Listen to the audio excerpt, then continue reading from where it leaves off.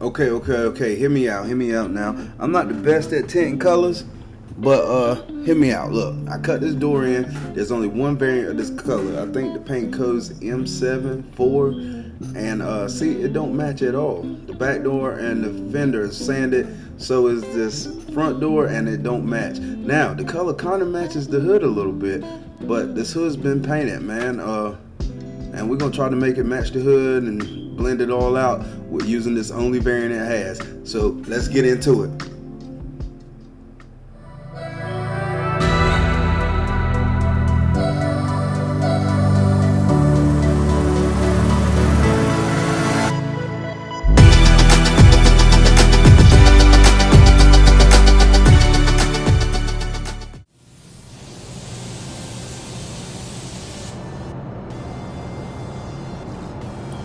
All right, we got this Ford Bronco M7.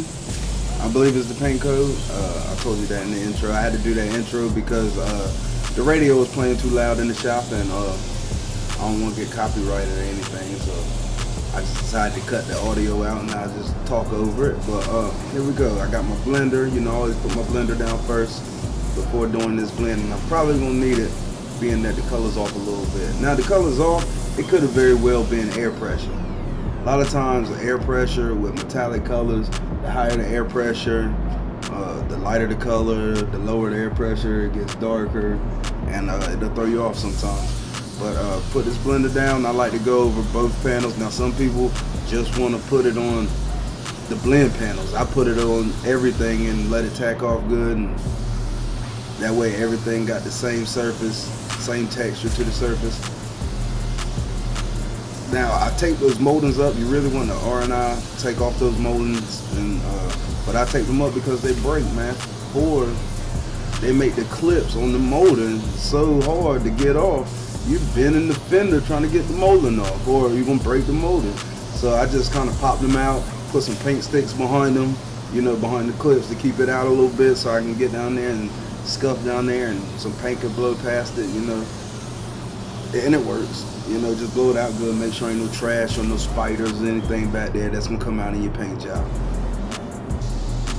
But back to painting, I'm using the DV1, of course, base coat gun, 1.3 tip, full fan, full fluid, first coat of base, man.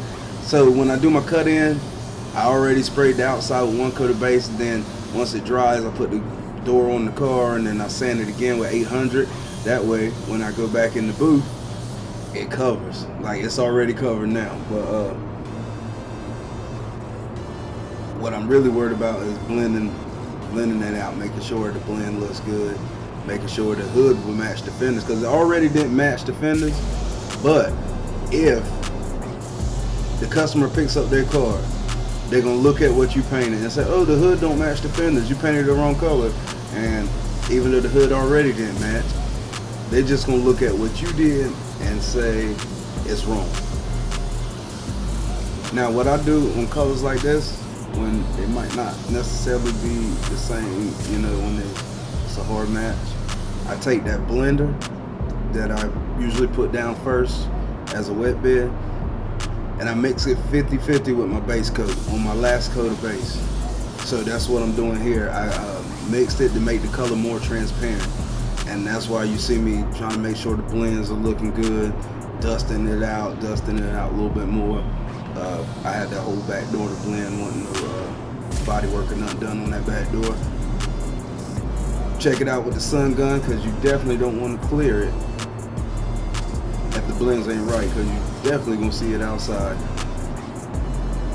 And you don't have to have the 3M sun gun. You can, there's other brands that make ones that's much more affordable. I have a small Astro light. I think it cost me like 80 bucks, and it does the same job, and battery lasts twice as long. Now, I skipped the first coat of clear just to keep the video nice and short, but I have the second coat of clear. As you can see, there's no paint on that tape on the back of that door, but on the fender, it's almost all the way to the front, because the fender didn't match the hood, so I put paint there too. But I had to keep it away from where the fender meets the bumper, because you didn't really want to change that color.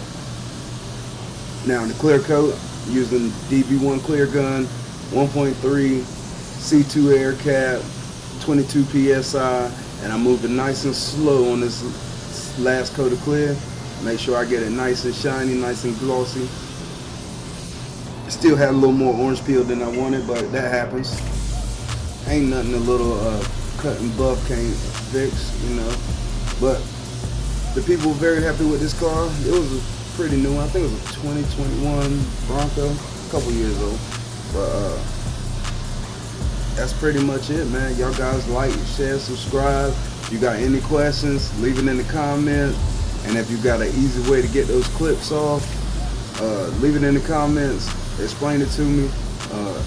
I've tried everything. Usually I break them. I break the clip somehow, and I just find some more and put in there. But yeah, that's it, man. I appreciate you guys for watching. My channel is growing. I appreciate you guys.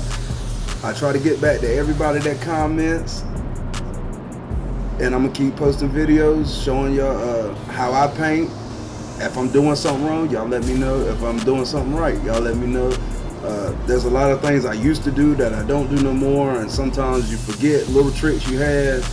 You know, everybody, you know, helps everybody. Everybody learns from everybody. I learned a lot from watching different people on YouTube. I watch, you know, Paint Society, Gunman, Sprayway Customs. I watch all of them, man, and I learned something from every one of them.